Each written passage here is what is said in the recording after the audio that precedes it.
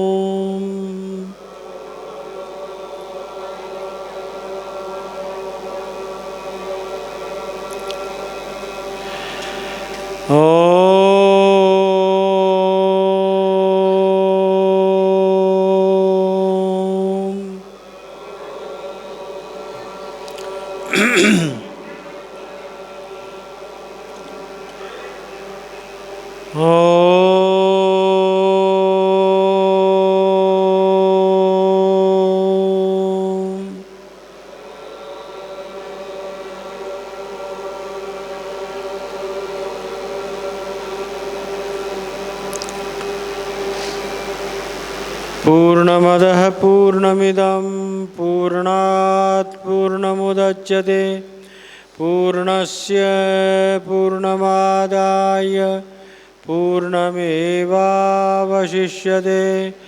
ॐ शान्ति शान्ति शान्तिः। गुरुर्ब्रह्मा गुरुर्विष्णु गुरुर्देवो महेश्वरः गुरुः साक्षात् तस्मै श्री गुरवे नमः। तस्मै श्री गुरवे नमः। तस्मै श्री गुरवे नमः। शिवे भक्तिः शिवे भक्तिः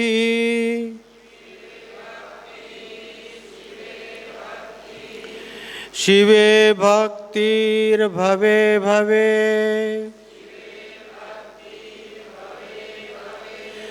अन्यथा शरणं नास्ति।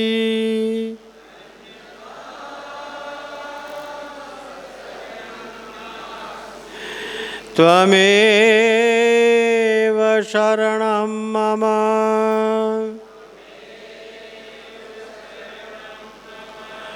त्वमेव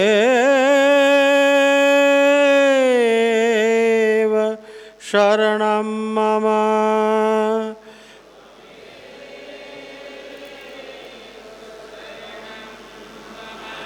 त्वमेव शरणं मम।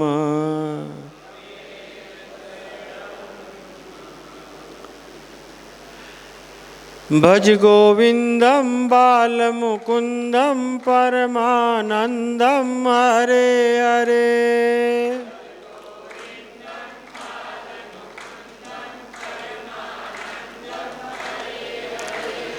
भज गोविंदं बालमुकुंदं परमानंदं हरे हरे।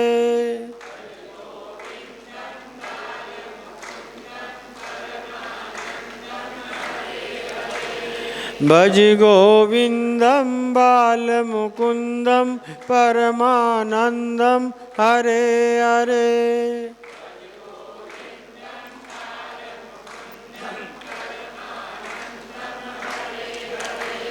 नमः पार्वती पतये हर हर हर।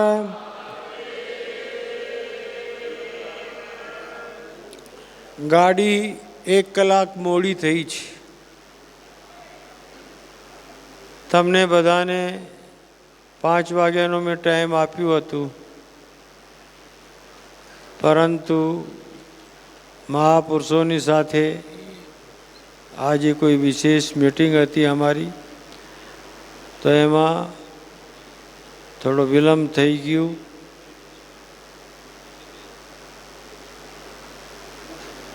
એ બદલ હું શું કહું, કંઈ નહીં। હા ચાલો, કાંઈ એ બદલ કાંઈ નહીં.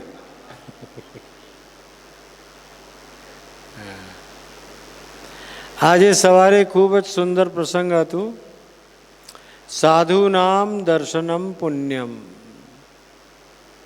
મહાત્માના દર્શન કરવાથી પુણ્યની પ્રાપ્તિ થાય છે. અને મહાત્માઓએ ખૂબ જ સુંદર, મહામંડલેશ્વરોએ આ પ્રસંગ ઉપર પોતાની ભાવાભિવ્યક્તિ આપી, આશીર્વચનો આપ્યા. હમણાં પણ મહાત્માઓને હું વિનંતી કરીશ, સાધુનામ દર્શનમ પુણ્યમ, આ જ સબ્જેક્ટ ઉપર થોડું ઓર પ્રકાશ ડાલે નાખે તો સારું પડશે. સૌથી પહેલાં સ્વામી જગદીશપુરીજી મહારાજને જ વિનંતી કરીશ 15 મિનિટ માટે આપ સૌ કોઈને ખૂબ જ સુંદર પ્રસંગ સંભળાવીને આ 1 કલાકનું જે વેટિંગ થયું એનું દુઃખ નિવારણ કરીને સુખમાં તમને આનંદિત કરી દે, સુખથી.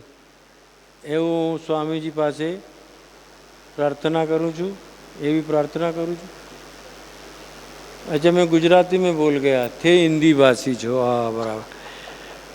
मैं गुजराती में बोल गया और देखते रहे क्या बोल रहे हैं. अच्छा, मैं ये कह रहा हूँ कि आपको ही शुरुआत करनी है और इतना अच्छा बोलना है कि इनका 1 घंटे का जो वेटिंग का दुख था ना, प्रतीक्षा किया ना उन्होंने बैठ के, उसको आनंद में आप बदल दें और खूब बढ़िया सुनाएं. उसके बाद में फिर आगे और कुछ सोचा जाएगा.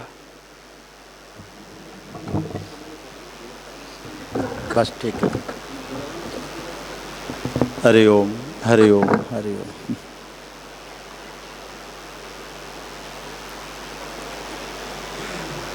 ओम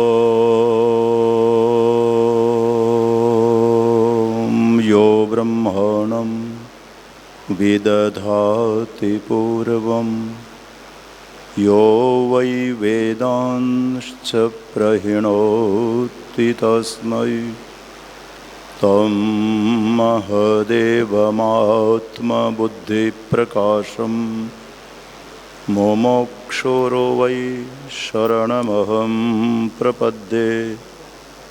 ओम शांति शांति शांति. ओम. भगवान भाव भावेश्वरी के पावन चरणों में कोटि से भावगम्य प्रणाम. हमारे अखिल भारतीय परमादर्श आचार्य महामंडलेश्वर समिति, जिसकी विशेष आज सभा हो रही थी, जिस कारण हम लोग विलंब से आपके बीच में आए. हमारी समिति के स्तंभ स्वरूप परम पूज्य परमाध्यक्ष महाराज श्री जी, जिनके द्वारा इतना सुंदर एक वनवासी क्षेत्र में संकल्प मात्र से इतना बड़ा तीर्थ सदगुरु धाम स्थापित हुआ है, और सवेरे जिनके मुखारबिंद से हम लोग श्रवण कर रहे थे, दोनों प्रकार का निर्माण चल रहा है. कंस्ट्रक्शन की बात चली ना, तो बाह्य कंस्ट्रक्शन और आंतर कंस्ट्रक्शन दोनों ही चल रहा है. भौतिक दृष्टि से और आध्यात्मिक दृष्टि से जीवन में जिनकी कृपा से परिपूर्णता प्राप्त हो रही है, और ये केवल भक्त समाज के लिए नहीं, हमारे संपूर्ण संत समाज में भी एक विशेष ऊर्जा प्राप्त होती है, जिनकी कृपा से. पूज्य महाराज श्री जी को सादर प्रणाम. मंच पर विराजमान परम श्रद्धेय पूज्य परमादर्श आचार्य महामंडलेश्वर स्वामी प्रणव चैतन्य पुरी जी महाराज, अभी अभी साधना सदन के परमादर्श आचार्य महामंडलेश्वर पूज्य विश्वात्मन पुरी जी महाराज पधार रहे हैं। सादर ओम नमो नारायणाय। परम सम्माननीय परमादर्श आचार्य महामंडलेश्वर स्वामी जनकपुरी जी महाराज,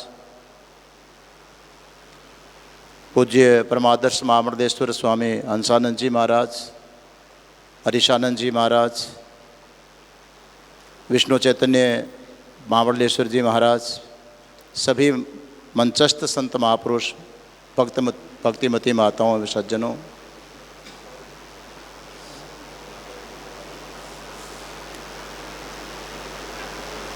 साधूनाम दर्शनम पुण्यम। मध्याह्नकालीन सभा में महापुरुषों के मुखारविंद से उद्गार श्रवण कर ही रहे थे। संतों के दर्शनों का, संतों का बहुत बड़ा महत्व भगवान कृष्ण स्वयं भागवत में कहते हैं। भगवान अपने से भी अधिक महत्व इन महापुरुषों को दे रहे हैं। भगवान कृष्ण उद्धव जी को बोल रहे हैं कि मैं संतों के हमेशा पीछे पीछे चलता हूँ। प्रातःकालीन सभा में हरीशानंद जी महाराज ने एक बड़ी अच्छी बात सुनाई थी और महाराज श्री जी ने बड़ा अच्छा उसका समर्थन करके सबको समझाया कि भगवती गंगा जो सबको पवित्र बनाती है, उस गंगा को पवित्र करने के लिए कुंभ आदि के अवसर पर ये महापुरुष वहाँ पधारते हैं। तो एक चीज़ तो सवेरे ये देखी कि गंगा जी सबको पवित्र करने वाली भी संतों से पवित्र होती है, पर गंगा जी से भी और महत्व की बात यह है, भगवान श्री कृष्ण स्वयं बोल रहे हैं कि मैं संतों से पवित्र होता हूँ। इससे बड़ी और संतों की महिमा क्या होगी। निरपेक्षम मुनिम शांतम निर्वैरम समदर्शनम अनुव्रजाम्य हम नित्यम पोयेयते अंघ्रि रेणु भी। भगवान कृष्ण कह रहे हैं कि मैं सदैव संतों के पीछे चलता हूँ, उनका अनुवर्जन कर रहा हूँ। क्यों संतों के पीछे क्यों चल रहे हैं? तो भगवान बोलते हैं कि जब संत महापुरुष चलते हैं, इनके चरणों की जो धूलि कण उड़ती है वो उड़ करके मेरे शरीर पर लगें तो उससे मुझे भी पवित्रता प्राप्त होगी। अब इससे बढ़कर के संतों की ओर क्या महिमा होगी। मगर भगवान कहते हैं कि संतों की पहचान क्या है, जिनके पीछे चलता हूँ। निरपेक्षम मुनिम शांतम निर्वैरम समदर्शनम, ये उनकी विशेषता है। पहले संत वो हैं जो निरपेक्ष होते हैं। अपेक्षा माने कामना, इच्छा, चाहना। संत वो हैं जो किसी भी प्रकार की कामना नहीं करते, इच्छा नहीं करते, चाहना नहीं करते, कोई डिमांड नहीं करते।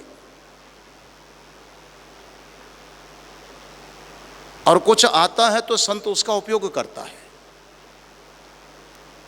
महाराज जी की कृपा से भागवत में ज़्यादा थोड़ा आजकल विचार होता है, तो प्रसंग पर प्रसंग इतने याद आते हैं कि बड़ी मुश्किल हो जाती किसको सुनाए। और उसको चिंतन करने से अपने को लाभ है। संत वो हैं जिसको कोई अपेक्षा नहीं है। सुखदेव जी महाराज स्वतंत्र विचरण करते हुए आ रहे हैं। अलक्ष्य लिंगो निज लाभ तुष्ट, उनके पहचान बताई है कि वो अपनी स्थिति में संतुष्ट है, ब्रह्म भाव में संतुष्ट है। तो वो संत जो किसी से अपेक्षा नहीं करता। आप सोच रहे होंगे कि संत अपेक्षा नहीं करते, तो ये इतनी बड़ी संस्थाएं कैसे चलती है? ये इतनी बड़ी संस्थाएं चलती हैं, संत अपेक्षा करता नहीं है, ईश्वर को करवाना होता है, इसलिए होता है। हमारे साधना सदन के संस्थापक पूज्य सदगुरुदेव महाराज श्री जी को कई बार श्रद्धालु आप जैसे आते, एक दिल्ली के टंडन जी तो खास करके पूछते, महाराज जी कहिए कैसे चल रहा है? आश्रम के लिए पूछते कैसे चल रहा है? महाराज श्री जी का यही उत्तर होता था कि ईश्वर के संकल्प से अच्छा चल रहा है। संत वो हैं जो करते नहीं हैं, संत के द्वारा जो भी होता वो ईश्वरीय संकल्प से होता है। संत कोई अपेक्षा, कोई कामना, कोई इच्छा नहीं करता है। निरपेक्षम मुनिम, उनमें निरपेक्षा क्यों है? क्योंकि वो मुनि है, मौन हो चुके हैं। और आप गीता पढ़ोगे तो मौन वाणी का तप नहीं बताया गया है, मौन मन का तप बताया गया है। माने जिनका मन मौन हो चुका है, जिनके मन में कोई उथल पुथल है ही नहीं, अपूर्णता महसूस ही नहीं होती कि यह चीज़ मेरे पास में नहीं है, इसके लिए मैं कुछ कामना करूं, कोई इच्छा करूं। जैसे प्रगाढ़ नींद में आप लोग सो जाते हैं, उस समय कहाँ कोई कामना होती, कोई इच्छा होती है? तो आप नींद में सोने पर भी, इच्छाएं शांत होने पर कितना आनंद की अनुभूति करते हैं। ये महापुरुष ऐसे कि जागृत स्थिति में भी कोई कामना नहीं होती, जैसे सोए हुए आप आनंद लेते हैं। ये अपने ब्रह्म प्रतिष्ठा में, ब्रह्म भाव में, अपने अनुभूति में, अपनी स्थिति में मौन होते हैं, इसलिए कोई अपेक्षा नहीं होती है। और उसका परिणाम ये निकला, शांतम, जब है मन तब जीवन में शांति है, कोई हलचल नहीं है, एक स्थिरता, एक समता है। वो स्थिति संत की हो जाती है जो भगवान की स्वयं की स्थिति है। समोहम सर्वभूतेषु, भगवान अपने लिए बोलते हैं। वो स्थिति उस महापुरुष की हो जाती है कि समता है, इसलिए अशांति नहीं है, कोई बिखराव नहीं, कोई चंचलता नहीं है। निरपेक्षम मुनिम शांतम निर्वैरम समदर्शनम, लक्षण बताया है कि संत निर्वैर होते हैं। प्रातःकालीन सभा में भी निवेदन किया था, अजात शत्रुवः, संत के कोई शत्रु पैदा नहीं होते। और महाराज जी आश्चर्य होता है, दोनों के दोनों श्लोकों में जो प्रातःकाल मैंने निवेदन किया था उसमें भी संत के 5 ही लक्षण आए, और इसमें भी 5 ही लक्षण आ रहे हैं। माने संत की बड़ी विशेषता इन 5 लक्षणों के द्वारा बताते हैं। निर्वैरम समदर्शनम, किसी के साथ में दुश्मनी, वैर माने समता की स्थिति है। और समदर्शनम कारण यह है, न शत्रुता है न मित्रता है। उसका कारण यह है कि सर्वत्र समदर्शन कर रहा है संत, सब में एक तत्व का दर्शन कर रहा है। गीता पढ़िएगा आप, विद्या विनय संपन्ने ब्राह्मणे गवि हस्तिनी सुने चैव स्वपाके च पंडिता समदर्शिना। पंडित वो पुरुष हैं जो सबके भीतर एक ही तत्व का दर्शन कर रहा है। जैसे कान का कुंडल हो, अंगुली की अंगूठी हो और पैर का गहना हो, परंतु एक बुद्धिमान व्यक्ति तीनों में एक का ही दर्शन करता है, वो है स्वर्ण, जिससे आभूषण बनता है। ये महापुरुष वो हैं जो सब के भीतर एक ही तत्व का दर्शन कर रहे हैं। जगत का अभिन्न निमित्तोपादान कारण जो परमात्मा है, उस परमात्मा का ही सर्वत्र दर्शन करते हैं। इस प्रकार के जो महापुरुष हैं, तो भगवान कहते हैं मैं भी उनका अनुसरण करता, अनुगमन करता हूँ, उनके पीछे पीछे चलता हूँ। पूये येते अंग्री रेणु भी, भगवान कहते हैं उनकी महिमा बताएगी, उनके चरणों की धूलि कण से मैं भी पवित्र हो जाऊँ। इसलिए महापुरुषों की जितनी महिमा वर्णन करें उतना ही कम है। और मैंने सवेरे भी कहा था, अगर आप बहुत नज़दीक से देखने का प्रयास करोगे, श्रद्धा से देखने का प्रयास करोगे, तो ये सारे महापुरुषों की विशेषताएं महाराज श्री जी के जीवन में आपको दिखाई पड़ेगी। कर नहीं रहे हैं, ये हो रहा है। और होता तो भगवान जिससे जो करवाना वो करवा लेता है। करने वाला चाह करके नहीं कर पाता, और ईश्वर को जिससे करवाना है वो कुछ भी करवा लेते हैं। इसलिए महापुरुषों को भगवान अपनी ओर से महत्व भी देते हैं, उनका अनुसरण भी करते हैं। संतों की अपार महिमा है। समय का अतिक्रमण मैं बिल्कुल नहीं करूँगा। इन्हीं शब्दों के साथ पूज्य संतों के चरणों में वंदन करते हुए अपनी वाणी को यहीं विश्राम दूंगा। हरि ओम तत्सत, हरि ओम तत्सत, हरि ओम।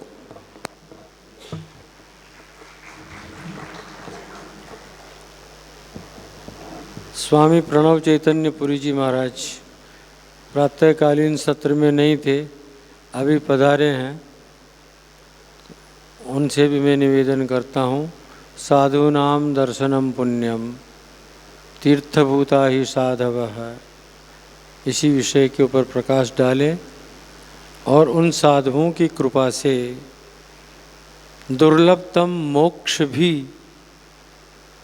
ब्रह्म तत्व भी, जिसे अपरोक्षानुभूति आप कह सकते हैं, हस्तामलकवत, ये संत, ये महापुरुष सद्गुरु करवा देते हैं। और हमारे प्रणव जी स्वाध्याय परंपरा के मूर्धन्य विद्वान संत हैं और खूब अच्छा वाराणसी में स्वाध्याय का क्रम चलाते हैं, वेदांत का अध्ययन करवाते हैं सभी से। जो भी विद्यार्थी उनके पास रहते हैं उनको बहुत अच्छा विद्वान बना रहे हैं। मैं उनको बहुत बहुत इसके लिए भी धन्यवाद देता हूँ और अब उनसे प्रार्थना करता हूँ कि वो भी इस विषय के ऊपर प्रकाश डालें और संत अपनी कृपा से मोक्ष तक, ब्रह्मानुभूति तक कैसे ले जाते हैं, ये यात्रा 10 मिनट में करवाएं आपको। हरि ओम, हरि ओम।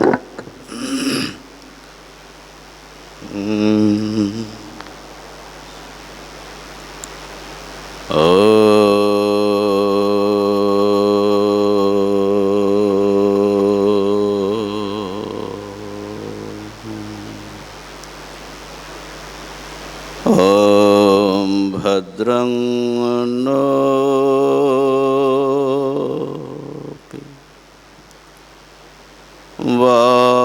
वातय मनः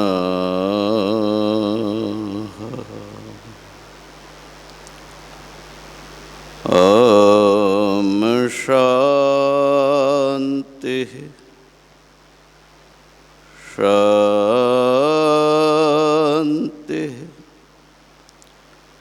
शांति।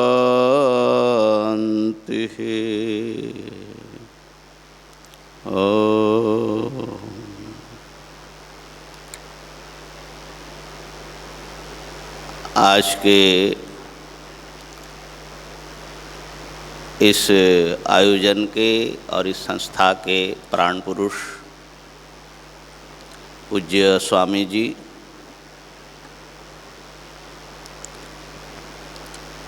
मंचासीन परमादरणीय परमादर्श महामंडलेश्वर वृंद, परमादरणीय विद्वत जतिमंडल,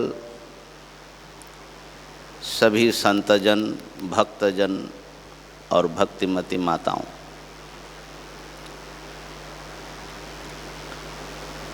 साधुओं के दर्शन से पुण्य होता है, ये शास्त्र ने बताया।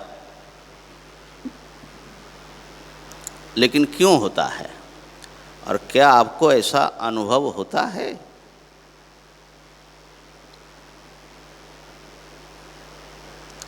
तो मैंने आज प्रातःकाल स्वामी जी महसूस किया। जब भाव भावेश्वर के गर्भगृह में आप ले गए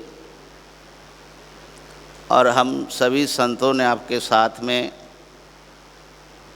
एक एक लोटा पानी चढ़ाया, दूध भी था, दूध में जल ज़्यादा था महाराज, लेकिन आवश्यक है वो सबके लिए जो है। लेकिन मैं कह रहा हूँ कि अगर दूध भी चढ़ा दे भगवान को जो पूरे ब्रह्मांड का मालिक है उनके लिए तो ये क्या है, पत्रम पुष्पम फलम तोयम। तो क्या सामग्री चढ़ाया गया वो एक है अपनी जगह पर, लेकिन किस भाव से चढ़ाया, सबसे ज़्यादा महत्वपूर्ण बात वो है। यो में भक्त्या प्रयच्छति। तो हम बाहर आकर के बैठे और आप अभिषेक में लगे थे, और फिर आखिर में आपने भाव हावेश्वर को आलिंगन किया।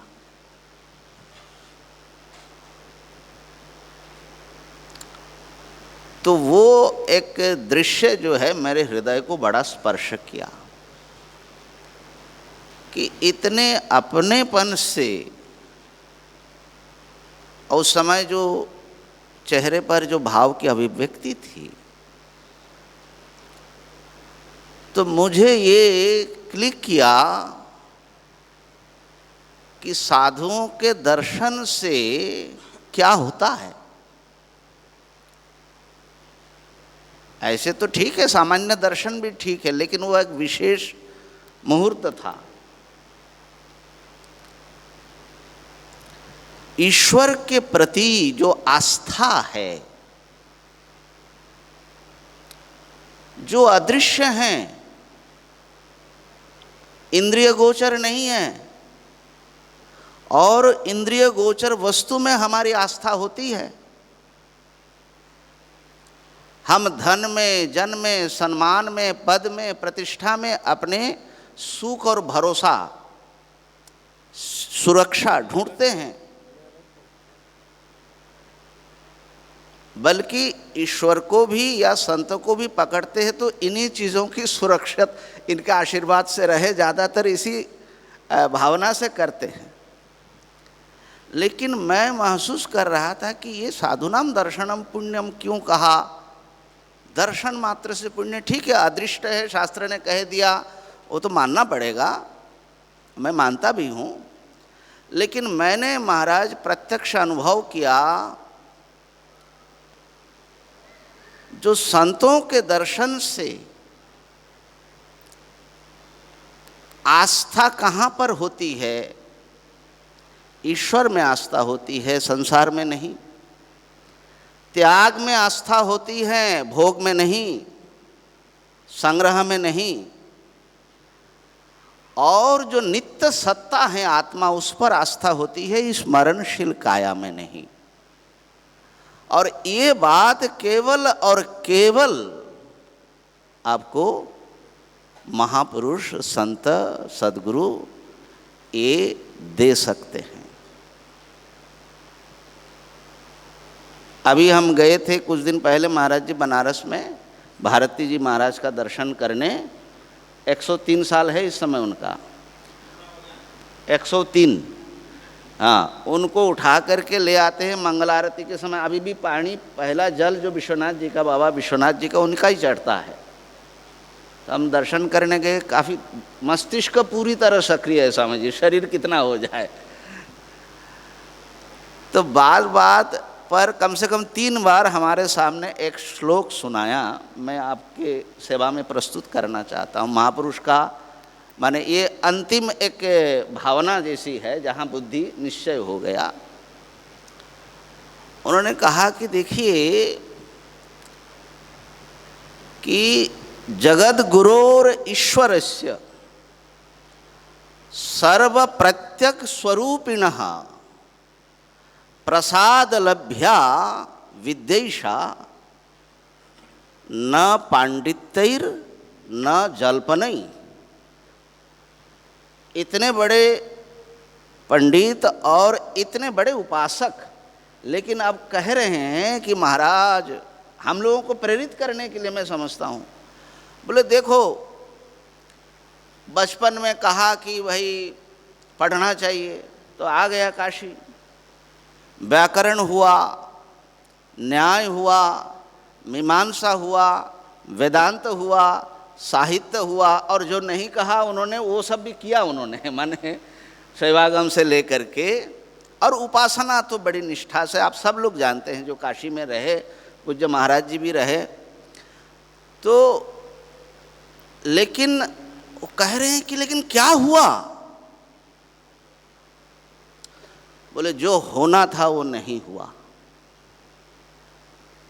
इतने बड़े महापुरुष कह रहे हैं, और कैसे होगा? माने केवल मात्र पूरे हाथ उठाकर सब कुछ समर्पित करके भगवान की ओर देख रहे हैं। जगत गुरोर ईश्वरस्य सर्व प्रत्यक्ष स्वरूपिणः, जो सबके हृदय में विराजमान है, सबकी अंतरात्मा है।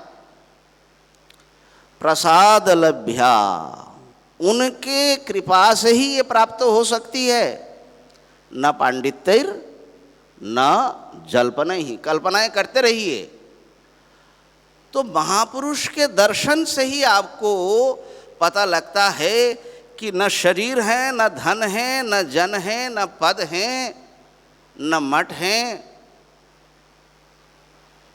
त्यागे नैके अमृतत्व मानसो, न कर्मणा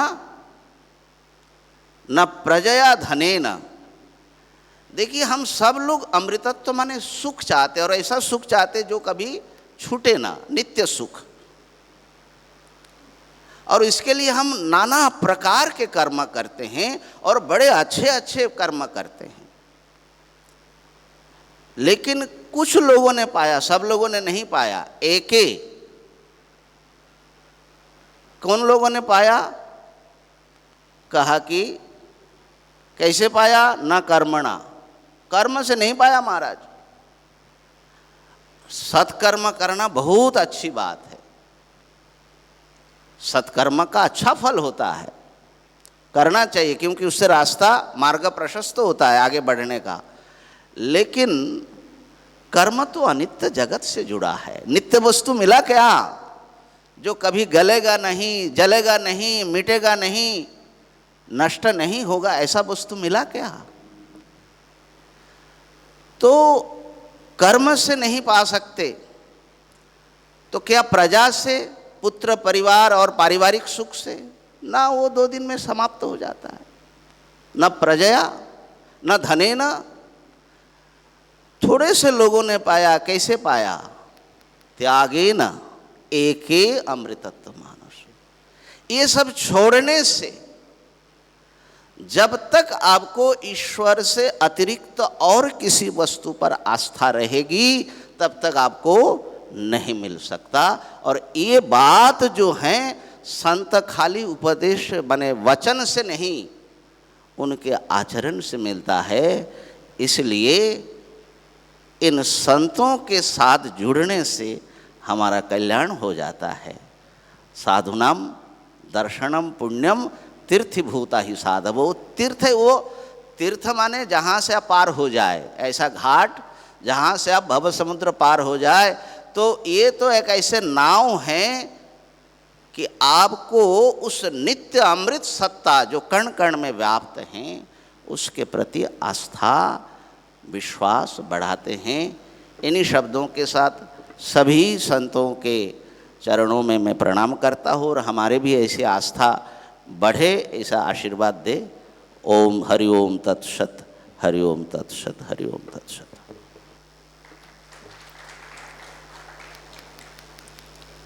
स्वामी प्रणव चैतन्य जी महाराज हमारे परमादर्श आचार्य महामंडलेश्वर हैं, बहुत अच्छे विद्वान हैं। उनके द्वारा बहुत अच्छी अभिव्यक्ति हुई। मैं अब उसकी व्याख्या करूंगा तो टाइम जाएगा अधिक, इसलिए मैं स्वामी विश्वात्मानंद जी महाराज, वो भी स्वाध्याय परंपरा को चलाते हैं साधना सदन हरिद्वार में, और अनेक साधकों को प्रस्थानत्रयी का अध्ययन करवाते हुए वेदांत निष्ठा सिद्ध करते हैं। ऐसे उन महापुरुष से मैं अनुरोध करूंगा कि वे भी 10 मिनट के लिए आप सब लोगों को साधूनाम दर्शनम पुण्यम तीर्थभूता ही साधव इस वाक्य पर प्रकाश डालेंगे।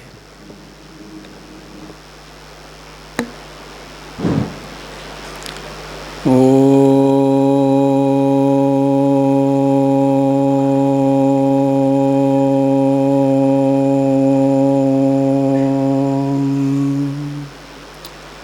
सदाशिवसमारम्भां शङ्कराचार्यमध्यमाम् अस्मदाचार्यपर्यन्तां वन्दे गुरुपरम्परां वन्दे गुरुपरम्पराम्।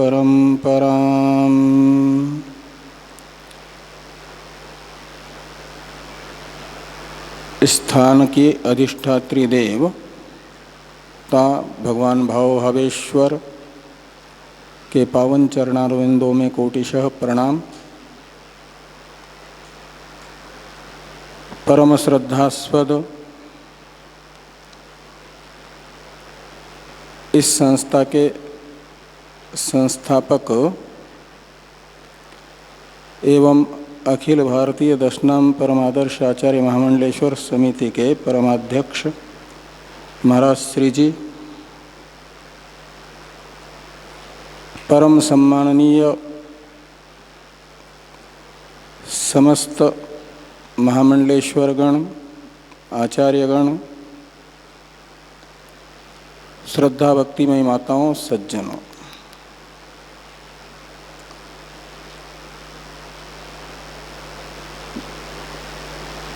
पावन प्रसंग पर पूर्व में महापुरुष द्वय के द्वारा बड़े ही सुंदर विचार हम लोग श्रवण कर रहे थे।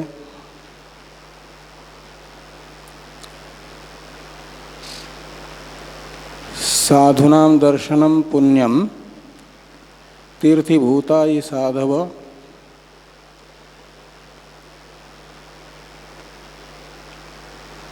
इसमें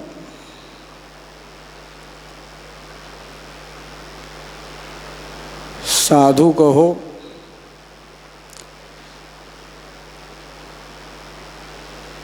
साधनोति पर कार्यम इति साधु, इस व्युत्पत्ति के अनुसार जिसने परम कार्य को संपन्न किया अपने जीवन में, वो है साधु।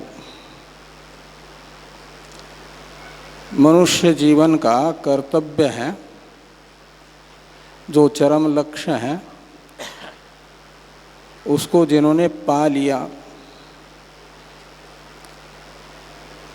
वेदों के द्वारा प्रतिपादित अभ्युदय तथा निःश्रेयस ऐसे दो प्रकार के फल होते हैं। अभ्युदय है लौकिक उत्कर्ष और निःश्रेयस है परमात्मा की उपलब्धि प्राप्ति। तो इन दोनों में निश्चित है लौकिक उत्कर्ष की अपेक्षा परमात्मा की उपलब्धि यह श्रेष्ठ कार्य है, फल है, और इसे जिन्होंने अपने जीवन में प्राप्त कर लिया, परमात्मा का अनुभव कर लिया जिन्होंने, वे साधु हैं। और उनका जो दर्शन है, दर्शन शब्द की भी व्युत्पत्ति अनेकों प्रकार की होती है। तो उन ऐसे आत्मज्ञ महापुरुष की दृष्टि को भी साधु दर्शन कहा जाता है।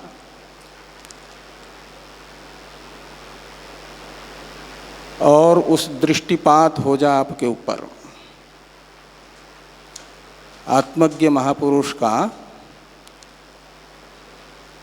तो आप अपने प्रयत्न से कितने भी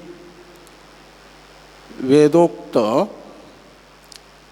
कठिन से कठिन पुण्य कर्म करते हैं, उनसे जो फल होता है उससे भी अधिक कई गुना फल साधु की दृष्टि अर्थात अनुग्रह दृष्टि, करुणामयी दृष्टि आपके ऊपर पड़ जाए, उनके हृदय में आप स्थान बनाने के लिए समर्थ हो जाए। ऐसे तो दृष्टि सब पर होती है, क्योंकि वे निरपेक्ष होते हैं, किसी से भी उनको कोई प्रयोजन विशेष प्राप्त करना नहीं होता। जैसे बादल निष्पक्ष भाव से वृष्टि करते हैं, खुले आसमान में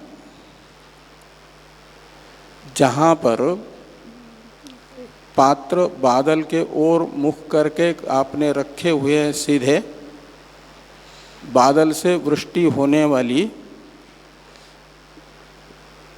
हो रही है, तो जल से वो पात्र परिपूर्ण हो जाते हैं, भर जाते हैं। और जो उल्टे पड़े रखे हुए बर्तन हैं, घड़े हैं, कितनी भी मूसलाधार वर्षा महीनों तक होती रहे, लेकिन उस उल्टे पात्र में एक बूंद भी जल भरता नहीं है। ऐसे आप आत्मज्ञ महापुरुष के अनुग्रह दृष्टि का अपने में संचय करने के लिए उन्हें उनके अभिमुख ही अपनी बुद्धि रूपी बर्तन को करके रखें, तो उनका अनुग्रह निश्चित ही अधिकारी पर होता है। और अधिकारी बनना यही है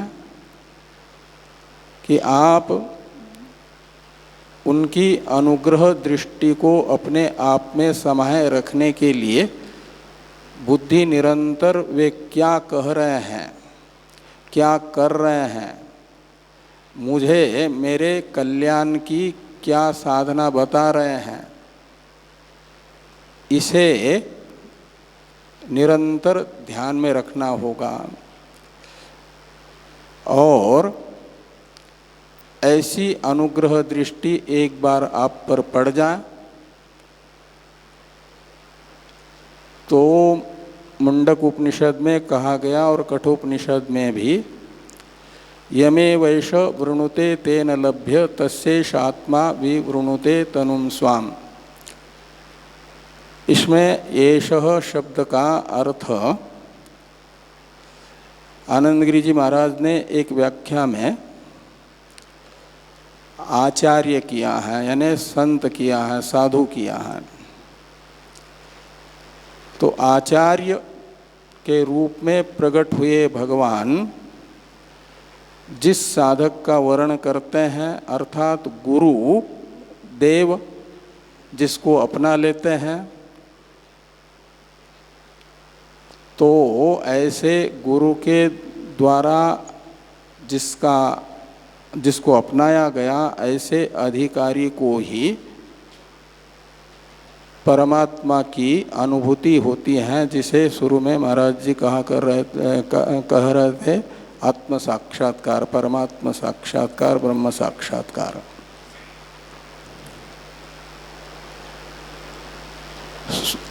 पुण्य शब्द का अर्थ ही होता है सुख का साधन। तो साधुओं का दर्शन यानी साधुओं का अनुग्रह आपको सुख साधन उपलब्ध कराता है। तो पुण्य का अर्थ है सुख का साधन। वो सुख दो प्रकार का, इसलिए पुण्य भी दो प्रकार का, एक लौकिक सुख, दूसरा आत्म सुख, परमात्म सुख, ब्रह्मानंद जिसको कहा जाता है। इसलिए पुण्य भी एक लौकिक विषय सुख उपलब्ध कराने वाला पुण्य, और एक आत्म साक्षात्कार कराने वाला पुण्य, या आत्म साक्षात्कार ही कहिए। तो साधु दर्शन से यानी साधु की जो हमारे ऊपर अनुग्रह दृष्टि होती है, उस दृष्टि से हमें आत्म साक्षात्कार होता है और उससे फिर नित्य सुख जो है परमात्मा, उसकी उपलब्धि होती है। साधुनाम दर्शनम पुण्यम, और तीर्थ कहा जाता है पवित्र करने वाले को। तो साधु जो हमारे तीर्थ जितने भी बने हैं, साधु महापुरुषों के द्वारा जिन स्थानों का सेवन किया गया, निवास साधु जनों ने जहाँ किया और अपनी साधना से परमात्मा की अनुभूति की, सर्वत्र व्यापक परमात्मा को अभिव्यक्त किया जिन स्थानों पर, और अधिकारी लोगों को भी उन स्थानों पर पहुँचने पर परमात्मा के वाइब्रेशन मिलते हैं जिन स्थानों पर, ऐसे स्थान को कहा जाता है तीर्थ। तीर्थ बनते हैं साधकों के चिंतन से सर्वव्यापक परमात्मा जिस स्थान पर अभिव्यक्त हुआ, प्रकट हुआ, ऐसे स्थान। और वहाँ पर फिर अनात्म चिंतन करने वाले पहुँच जाते हैं, तो अनात्म चिंतन से धीरे धीरे वाइब्रेशन कम हो जाते हैं। ऐसे तीर्थों को भी तीर्थी कुर्वन्ति तीर्थानि भी कहा जाता है, और यहाँ तीर्थीभूता ही साधव।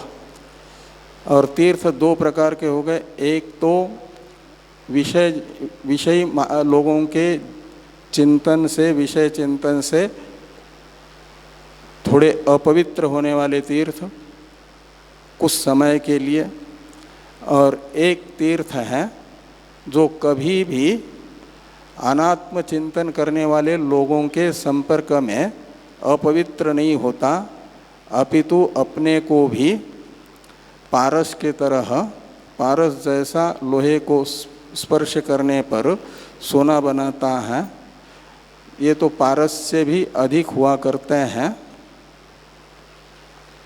स्वयं संत बना देते हैं, जो असंत है उसे भी।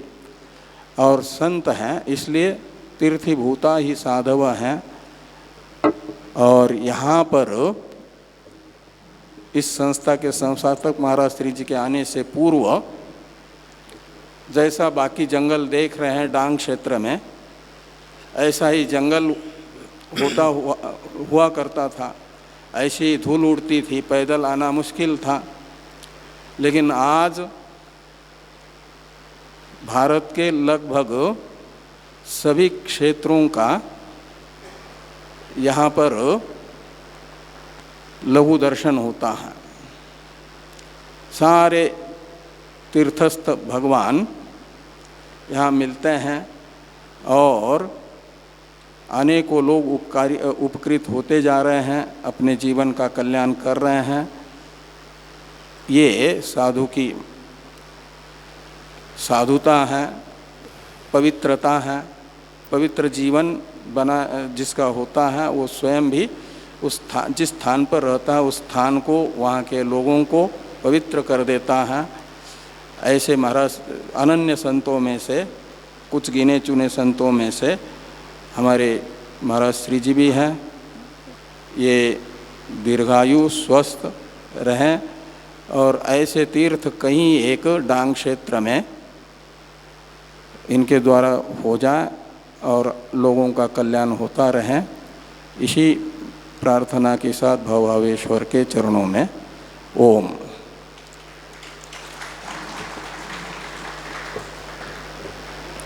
महादेव महादेव महादेव महादेव महादेव। इन महापुरुषों के द्वारा अभी आप श्रवण कर रहे थे साधु नाम दर्शनम पुण्यम। तीर्थभूता ही साधवः तीर्थफलति कालेन सद्य साधु समागमः। सभी ने अपने अपनी भाषा में, अपने वैदुष्य में अपने भावों की अभिव्यक्ति दी। इस क्रम में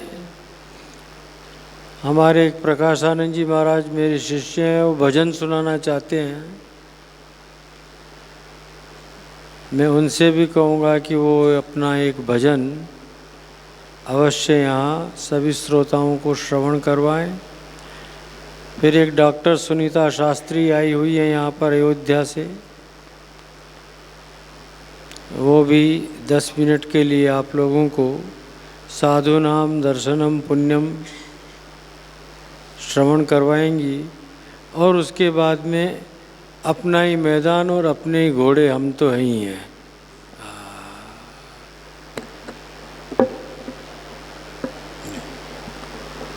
परम पूज्य परमादर्श पूज्य चरण सद्गुरुदेव भगवान के श्री चरणों में मनसा वाचा प्रणाम करता हूँ।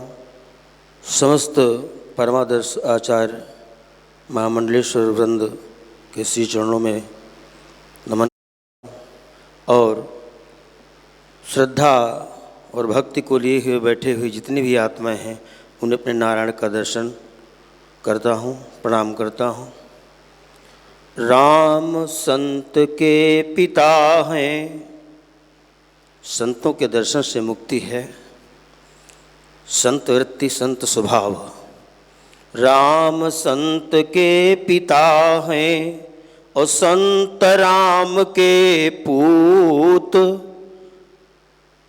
राम संत के पिता हैं और संत राम के पूत। संत न होते जगत में तो रहते राम निपूत। एक भजन के माध्यम से अपने व्यक्ति। सब श्रृंगार सखी का भजन बिनु लागत फीका। सब श्रृंगार सखी का भजन बिनु लागत फीका। तन मन धन से नेह न राखे। तन मन धन से नेह न राखे। करता दान दुनी का भजन बिनु लागत फीका। सब श्रृंगार सखी का भजन बिनु लागत फीका। सबसे मिलो अलग रहो सबसे।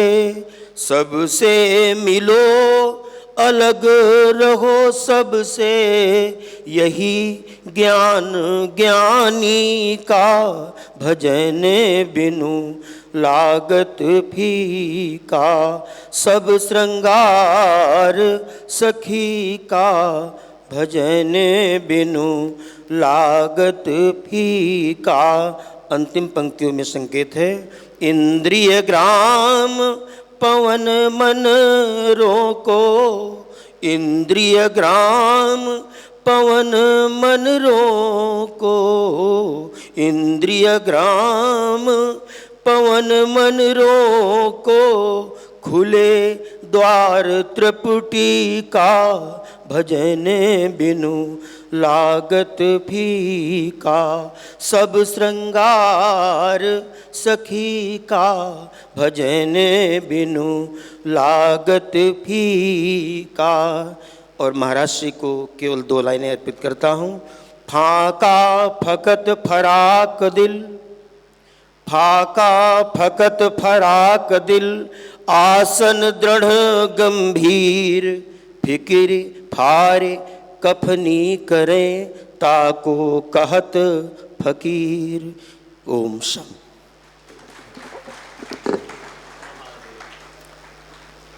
इधर ये माइक इधर लगा दो।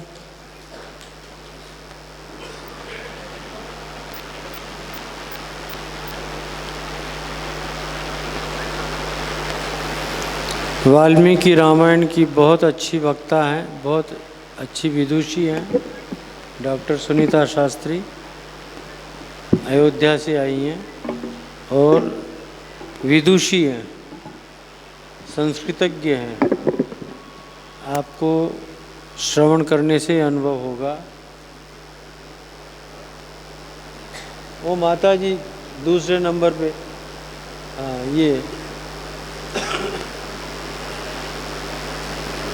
इनकी वाल्मीकि रामायण की कथा मैंने 9 दिन तक रखी थी। जब कुंभ में आपकी कथा रखी थी तभी। भागवत आपने की थी, इन्होंने बाद में वाल्मीकि रामायण की कथा की थी 9 दिन, और बहुत ही सुंदर वक्तव्य था। आज मैं उनसे कहूँगा बहुत ज़्यादा लंबा नहीं खींचें। वक्ताओं को माइक मिल जाता है न, तो फिर खींचने में भी लग जाते हैं। मैं उनसे कहूँगा 10 ही मिनट बोलना और सब्जेक्ट पे ही बोलना है। साधु नाम दर्शनम पुण्यम। बोलिए डॉक्टर सुनीता शास्त्री। सदाशिव समारंभां श्री शंकराचार्य मध्यमाम् अस्मदाचार्य पर्यन्तां वन्दे गुरुपरम्पराम्। श्रीशङ्कराचार्य नवावतारं विद्वद्वरेण्यं च यतीन्द्रमुख्यं कलौ युगे धर्मयुगप्रवर्तकं वन्दे सदा श्रीकरपात्रिणं गुरुम्। पूज्य श्री आचार्य चरण,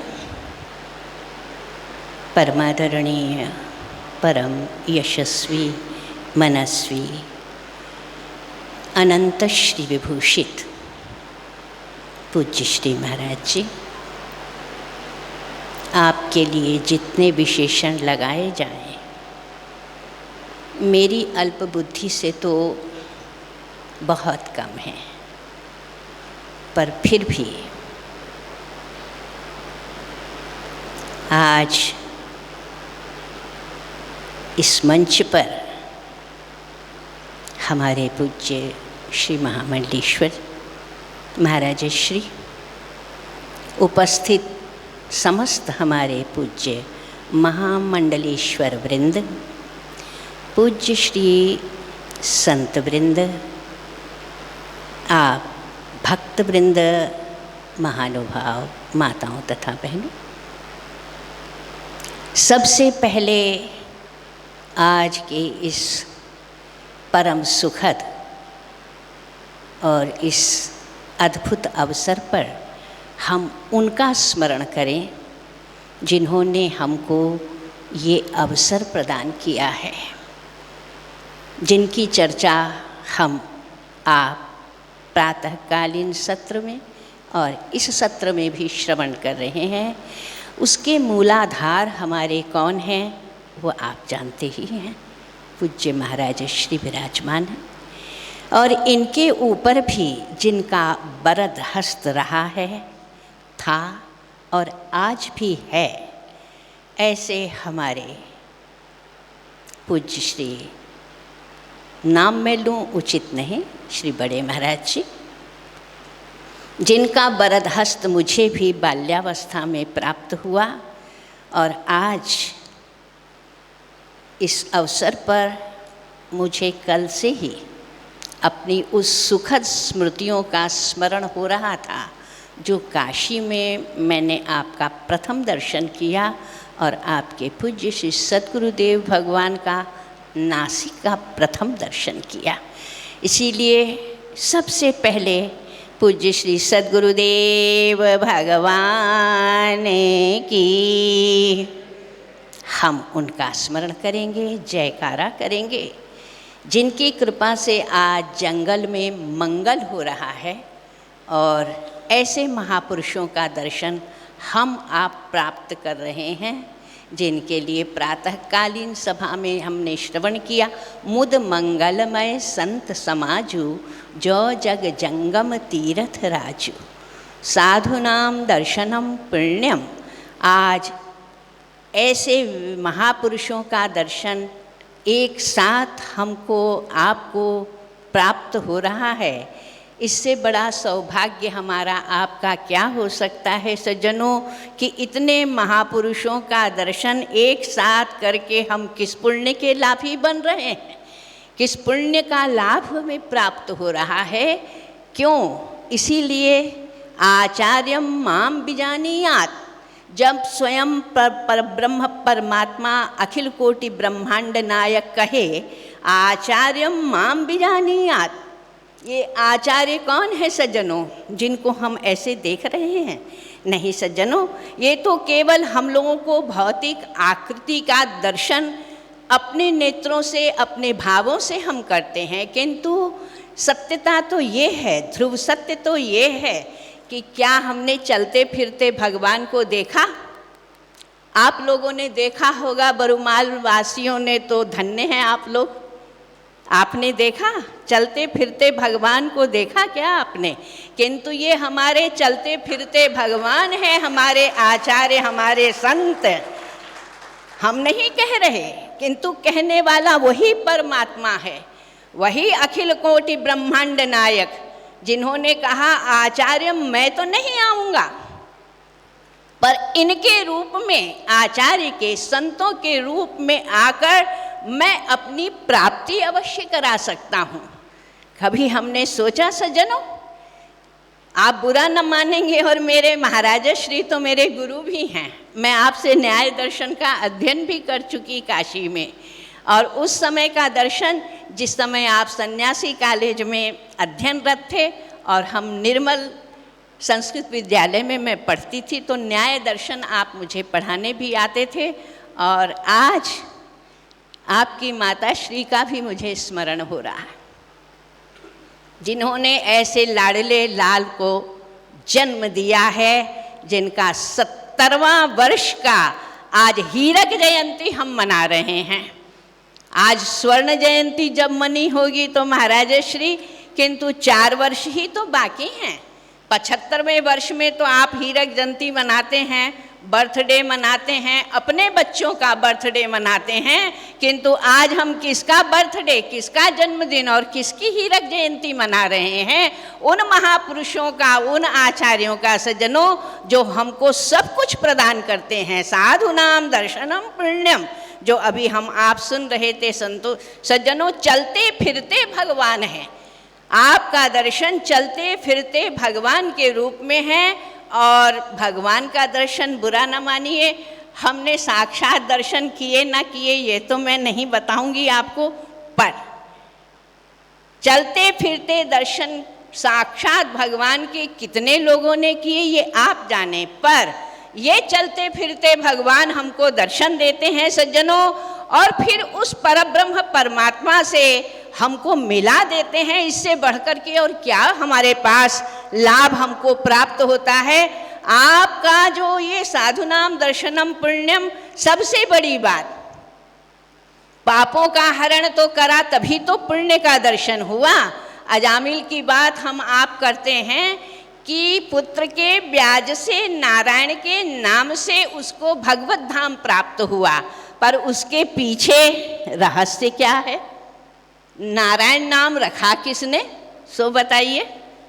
आप लोग तो सब कथा सुनते हैं, न उस कथा का औचित्य है सज्जनों अजामिल की, और न प्रहलाद जी की माता कयाधु, जिनसे प्रहलाद का जन्म हुआ, ऐसे महापुरुष का, उसके पीछे रहस्य क्या है? कथाएं आप सुनते हैं, बराबर श्रवण महाराज श्री से भी करते हैं भागवत का, और महापुरुषों से, दोनों के पीछे ही हमारे संतों का ही प्रभाव है। नारायण नाम किसने रखा? श्रीमन नारायण नारायण नारायण, श्रीमन नारायण, भजमन नारायण नारायण। मन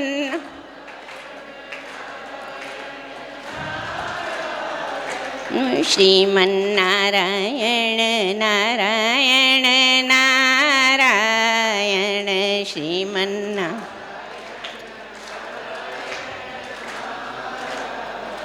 दोनों ही कथाओं के पीछे हमारे इन्हीं आचार्यों का, महापुरुषों का, संतों का ही ये देन है कि आप उस ऐसे पापी अजामिल की पत्नी को ये निर्देश दे गए कि जो पुत्र हो उसका नाम तुम नारायण रख देना।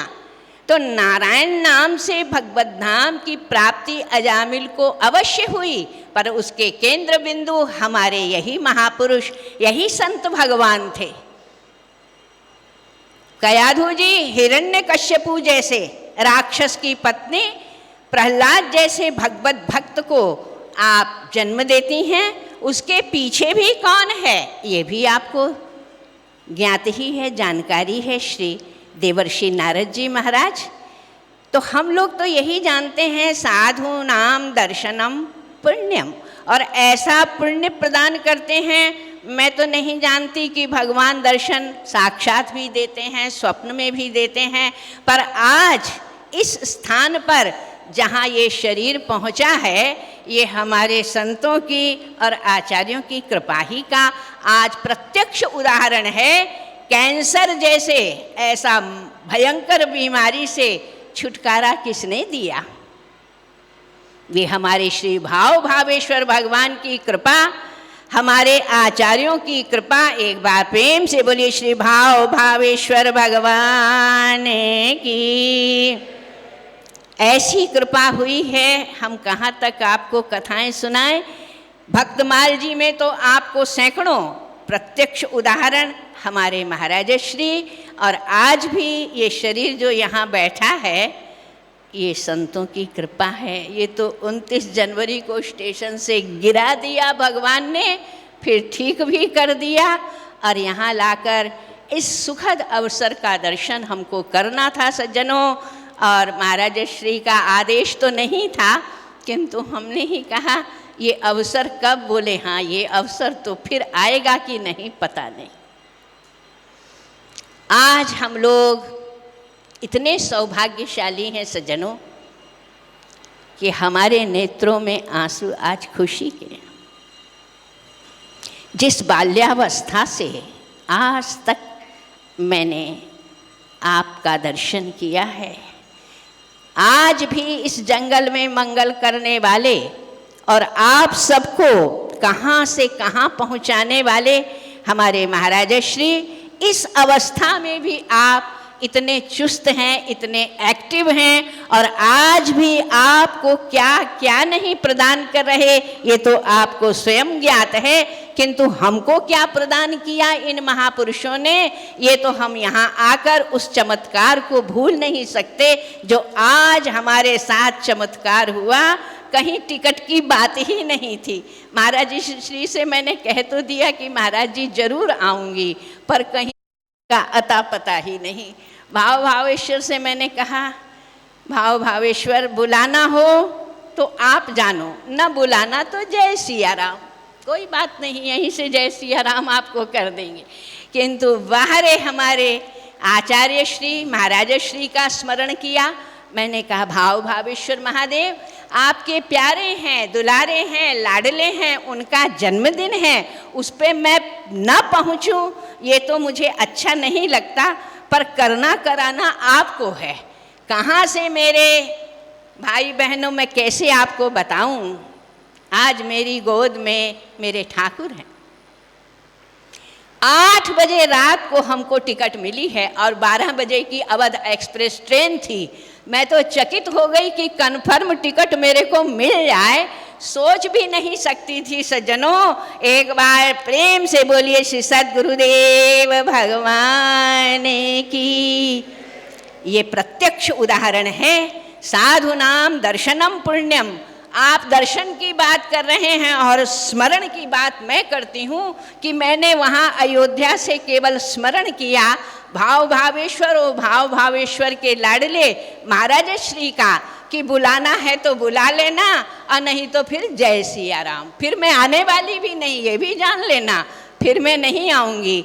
इसलिए सज्जनों, औरों की बात तो आगे की है, किंतु साधु नाम दर्शनम पुण्यम, और हमारे लिए स्मरण भी पुण्यदायी है। और ऐसा लाभ प्रदान करने वाला जो चमत्कार हमने आज दर्शन किया, उसके लिए बारंबार हम आपको बधाई देते हैं इस हीरक जयंती की। और परम सौभाग्यशाली हम भी हैं, आप भी हैं कि दुनिया जहान अपने बच्चों का जन्मदिन मनाती है, बर्थडे मनाती है, किंतु आज हम उस महापुरुष का जन्म दिवस मना रहे हैं, उस महापुरुष की वर्षगांठ हीरक जयंती मना रहे हैं, जिन्होंने आज आपके हजारों हजारों बच्चे बच्चियों को कहाँ तक पहुँचाया। सज्जनों, इसके लिए हम बारंबार श्री भाव भावेश्वर से प्रार्थना करेंगे आपको दीर्घायुष्य प्रदान करें। और इस हीरक जयंती के साथ आगे की बात अर्जी जरूर है, पर कीर्तिर यस्य स जीवति, महाराज श्री की ये कीर्ति, ये यश प्रतिष्ठा आपकी सैकड़ों शताब्दी तक नहीं, हजारों वर्ष तक जीवित रहेगी। इसी मंगल कामना के साथ हम एक बार इन महापुरुष के चरणों में प्रणाम करते हैं।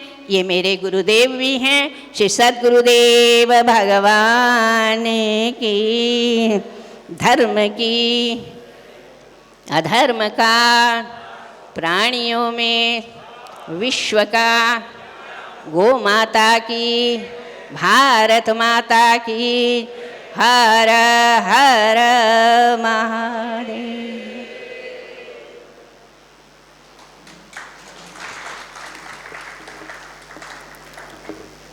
महादेव बोलते ही रहो, महादेव महादेव महादेव। मेरे ही सामने बोल रहे हो ऐसी बात नहीं है, बाद में भी बोलते रहना, बड़ा फायदा होगा। महादेव बोलने में बड़ा फायदा है। महादेव महादेव महादेवेति यो वदेत एकेन लभते मुक्तिम द्वाभ्याम शंभुर्भवेत् ऋणी। महादेव कर्जदार हो जाएगा, चुकाता ही रहेगा। तुमको ये रहस्य की बात बताता हूँ, मान लोगे तो सुखी हो जाओगे। मुझसे कई लोग कहते हैं, महाराज आप जो सोच लेते हो क्यों जाता है, कैसे हो जाता है? मैंने कहा महादेव। बोलो, कौन करता है? क्यों करता है? बोलो, महादेव। कैसे करता है? काहे करता है? करना चाहिए। क्यों करना चाहिए? क्यों कर्जदार है, क्योंकि हम बुलवाते ही रहते हैं सबसे, महादेव महादेव महादेव। हमारी मुक्ति तो एक में ही हो गई ना, बाकी के बचे हुए दो क्या करते हैं? वो कर्जा चुकाते हैं। इधर विद्यानंद के मन में कोई संकल्प जागृत होता है, व्यवस्था में लग जाता है। कौन लग जाता है? कहाँ है? ऊपर वाला। अपने कहाँ बैठे हैं? और अपने माथे पर यहाँ कौन बैठा है? ऊपर वाला महादेव बैठा है कि नहीं? अरे लोगों को तो बोलना पड़ता है ऊपर वाले की कृपा है, यहाँ तो साक्षात बैठा हुआ है, अनुभव करके देख लो।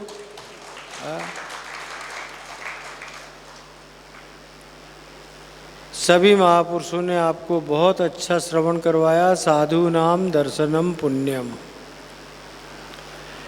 साधु शब्द की व्याख्या भी स्वामी जगदीशपुरी जी महाराज से लेकर के सभी संतों ने बहुत अच्छी की। अभी विश्वात्मानंद जी महाराज ने भी एक व्याख्या कर दिया, साधनोति पर कार्यम इति साधु।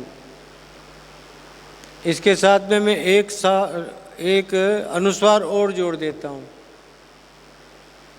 साधनोति परम कार्यम, परम श्रेष्ठम कार्यम, किम श्रेष्ठम, परमात्मानम साधयति इति साधु। संसार में सबसे श्रेष्ठ अगर कोई कार्य है जिसको कोई सिद्ध करता है तो वह है परमात्मा को सिद्ध कर लेना।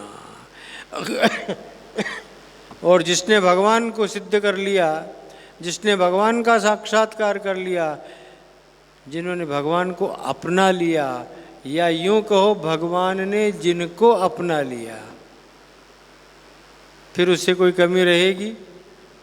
हमारे प्रणव चैतन्य महाराज जी ने एक बहुत अच्छी बात बोली कि मेरे को सवेरे एकदम क्लिक हुई वो बात और असर कर गई दिल पे। मैं अभिषेक करता हूँ रोज जा कर के, तुम आदिवासी लोग तो सब जानते हो, ज़्यादा करके देखते रहते हो इसलिए, और मैं बोल भी देता हूँ कि मेरी बातचीत होती रहती है। मैं स्वामी जी डायरेक्ट बात करता हूँ, आप विश्वास कीजिए इस बात का। और अगर कोई प्राइवेट बात होती है ना, कोई प्राइवेट बात होती है तो जब मैं उसके बड़ा आनंद आता है स्वामी जी। लोग अपनी औरत को आलिंगन करते हैं, लोग अपने पति को आलिंगन करते हैं, बड़ा सुख मानते हैं, अपने बेटे को आलिंगन करते हैं। लेकिन जब मैं मेरे भाव भावेश्वर को आलिंगन करता हूँ और मेरा कान लगाता हूँ ना ऐसे, आपने अनुभव कीजिएगा, मैं ऐसा कान लगाता हूँ, तब वो मुझे गुरु मंत्र दे देता है, मुझे कुछ न कुछ बोल देता है, और उस बोले हुए को मैं तत्काल इम्प्लीमेंट करता हूँ स्वामी जी, उधार नहीं रखता।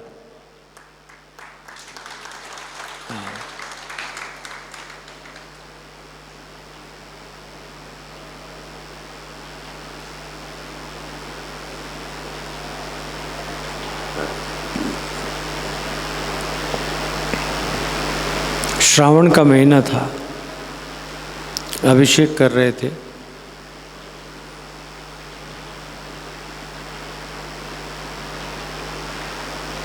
प्रतिष्ठा के बाद का पहला ही श्रावण था।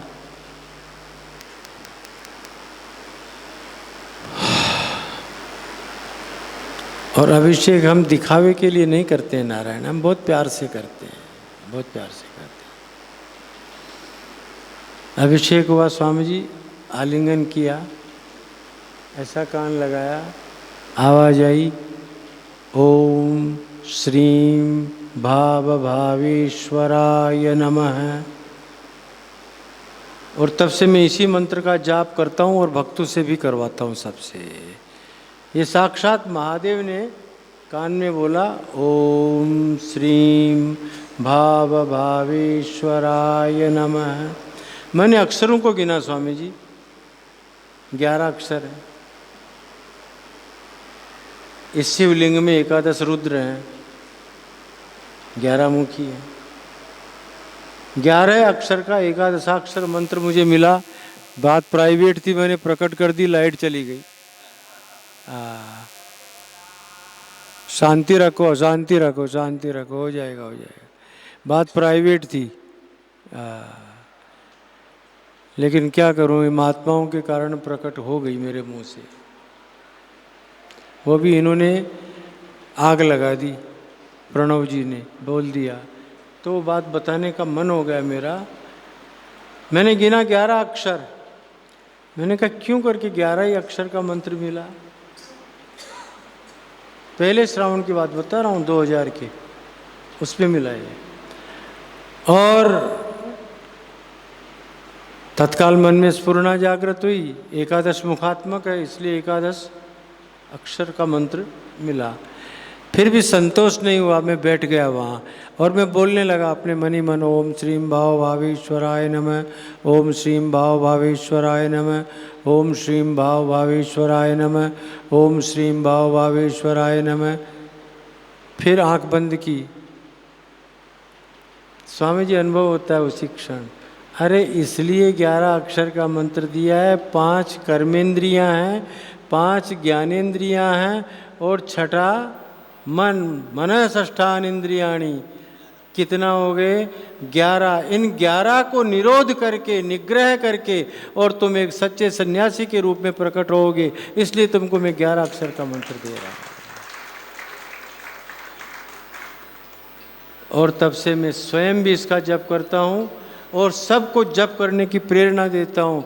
बोलो भक्तों, तुमसे जप करवाता हूँ कि नहीं? ये कैसे करवाता हूँ? ओम श्रीं भाव भावेश्वराय नमः। ओम श्रीं भाव भावेश्वराय नमः।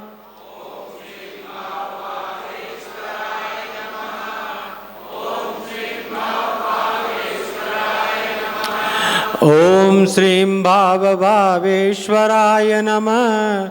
ओम श्रीं भाव भावेश्वराय नमः।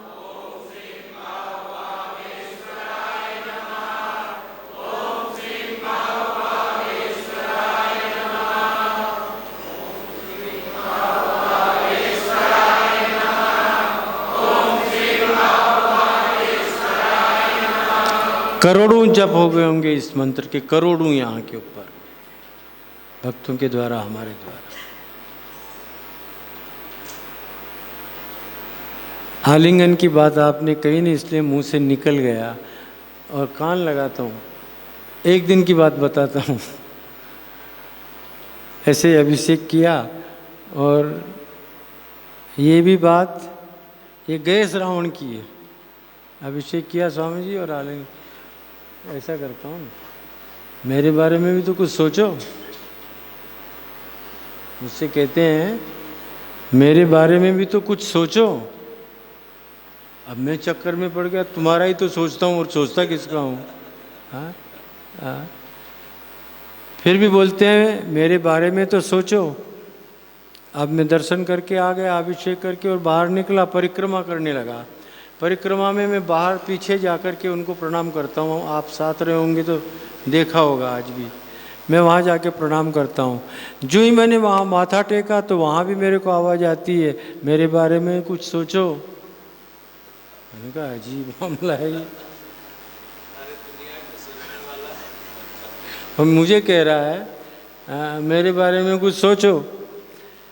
अच्छा, 1 दिन हो गया, 2 दिन हो गया, 3 दिन हो गया, रोज़ ये आवाज़ में जब पीछे जाऊं और प्रणाम करूं तो उसके बाद ये आवाज़ आए मेरे बारे में सोचो। नहीं समझ में आई बात स्वामी जी। फिर एक दिन प्रणाम करके और परिक्रमा कर रहा था। ये कहानी किस्सा नहीं सुना रहा हूँ बेटा, हो ये प्रत्यक्ष घटनाएं हैं। जा कर के प्रणाम किया, पीछे वापस कुछ सोचा। आज शब्द बदल गया। रोज बोलते थे मेरे बारे में कुछ सोचो, और आज मेरे को बोला कुछ सोचा। तब मेरे को लगा कि मुझे झक मार के कुछ तो सोचना पड़ेगा। अपने निवास स्थान पर मंदिर बनाया हुआ है मैंने, मैं वहाँ जाके बैठ गया और मैंने कहा महादेव, तुम बार बार मेरे को कह रहे हो मेरे बारे में कुछ सोचो, मेरे बारे में कुछ सोचो, और आज बोल रहे हो कुछ सोचा, तो तुम ही सोचवा दो ना। तुम तो सर्वांतर्यामी हो, तुम क्या चाहते हो बोलो ना मेरे को। महाराज विश्वास कीजिए, मुझसे कहने लगे 22 साल का हो गया हूँ। उस समय नहीं हुए थे, होने जा रहा हूँ, 22 साल का होने जा रहा हूँ। तो मैंने कहा 22 साल का हो रहा है मतलब क्या हो गया? तो बड़ा हो रहा है तो ब्याह की चिंता करनी पड़े ना फिर तो। हाँ, बालिग हो रहे हैं ना। स्वामी जी एकदम ट्यूबलाइट चमकी।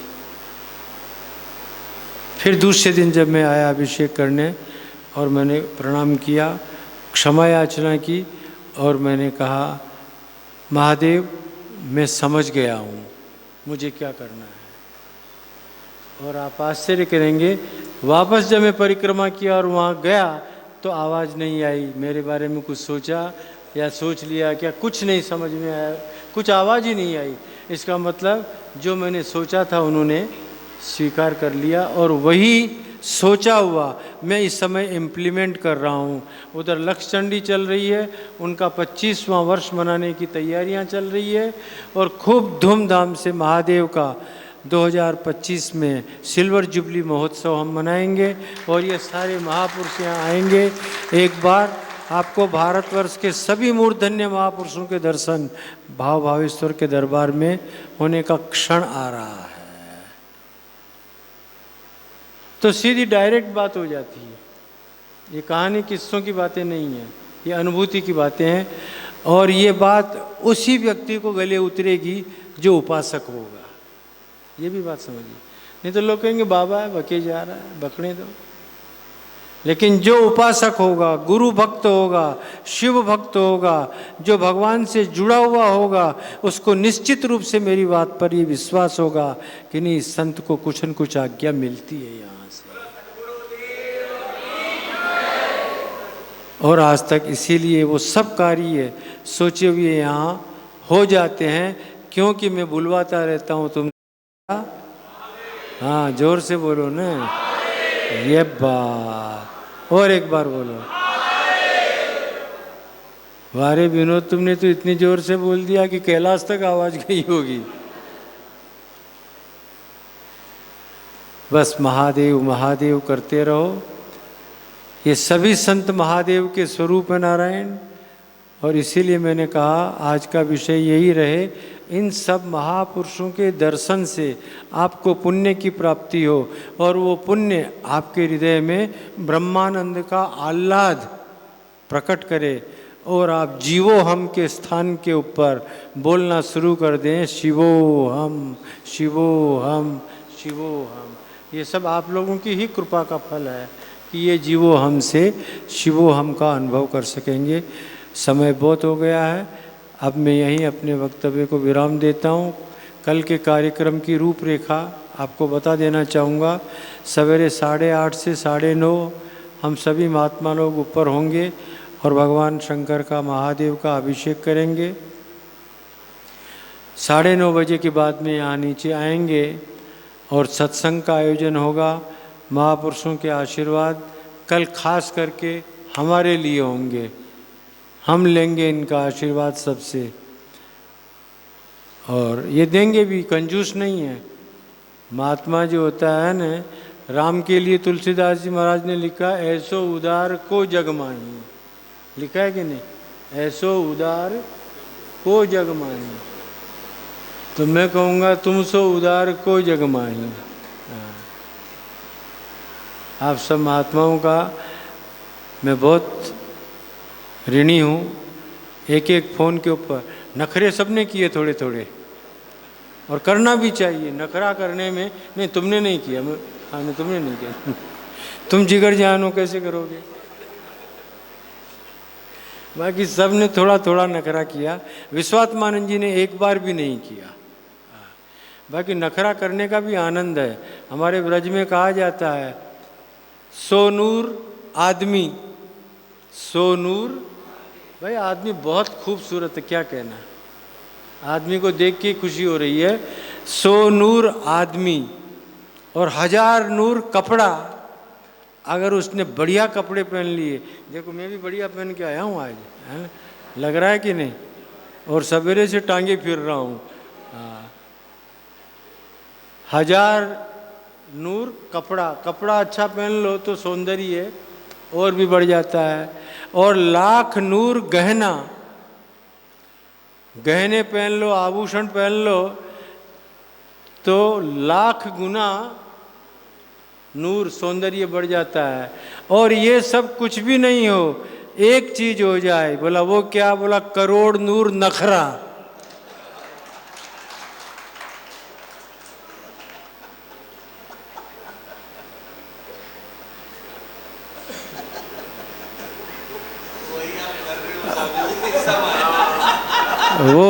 वो सब समझ, ये जो ज़्यादा हंस रहे हैं वही सब नखरा किए थे।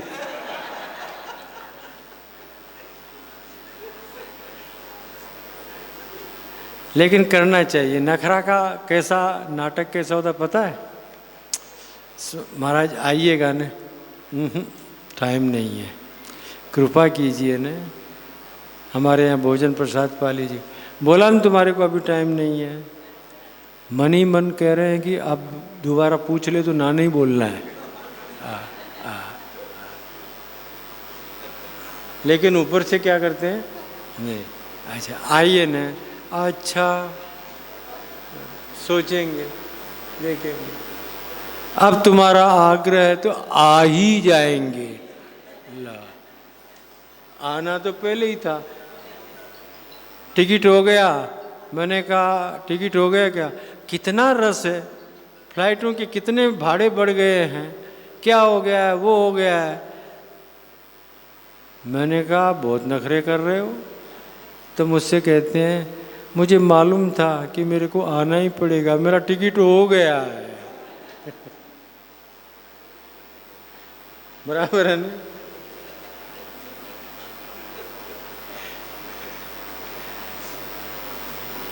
ये सभी महापुरुषों ने बहुत अनुग्रह किया, कृपा की, आए। मैं इनको बहुत बहुत धन्यवाद देता हूँ।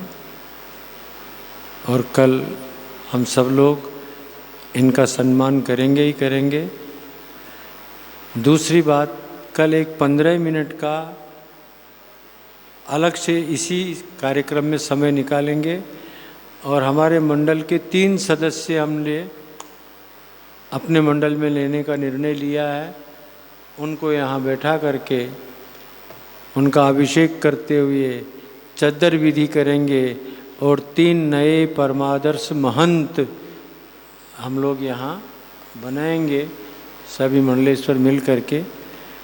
कल वो भी एक कार्यक्रम आज की मीटिंग में अभी निश्चित हुआ है, तो वो भी हम लोग करने वाले हैं। उसका भी आनंद आप लोगों को मिलेगा। बहुत भाग्यशाली हैं आप सब लोग, इतने संतों के बीच में बैठने का सौभाग्य मिला। ओम शांति शांति। हाँ, तुलादान, स्वामी जी को तुलादान का भी याद है 11 बजे। इसलिए ये जो महंत की चादर विधि है वो अपने 10:30 से 11:45 के बीच में कर लेंगे और 11 बजे तुलादान का कार्यक्रम होगा। हम तुलेंगे।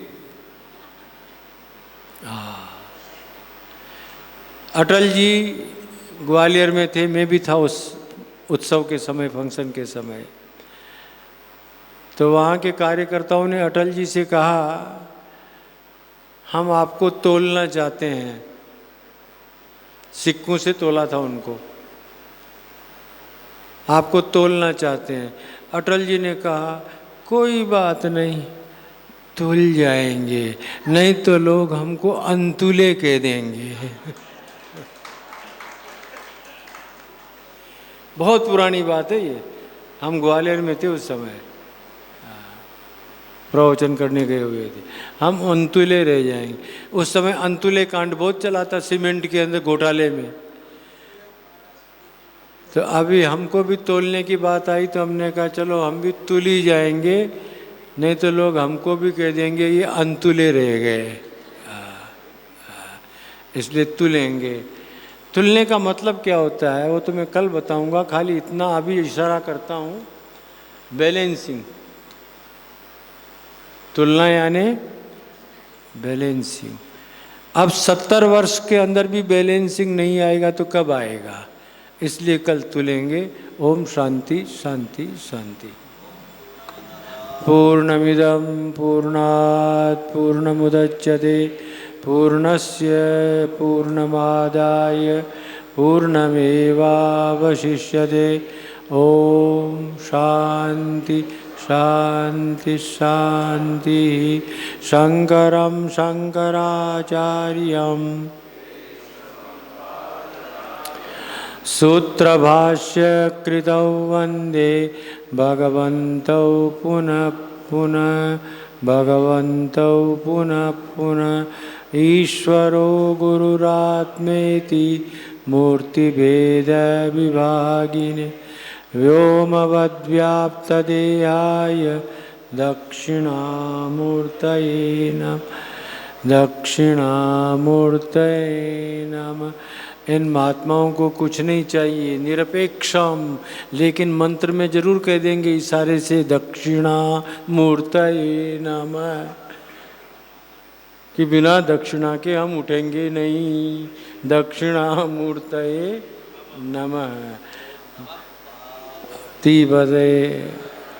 अच्छा, रात्रिकालीन कार्यक्रम 8:30 बजे से होगा, इसलिए आप सभी लोग भोजन प्रसाद पाके 8:30 बजे तक आ जाना। भजन का कार्यक्रम और 9 बजे भरतनाट्यम का कार्यक्रम है और उसके बाद फिर भजनों का कार्यक्रम होगा। आप सभी लोगों को मेरा हार्दिक आमंत्रण।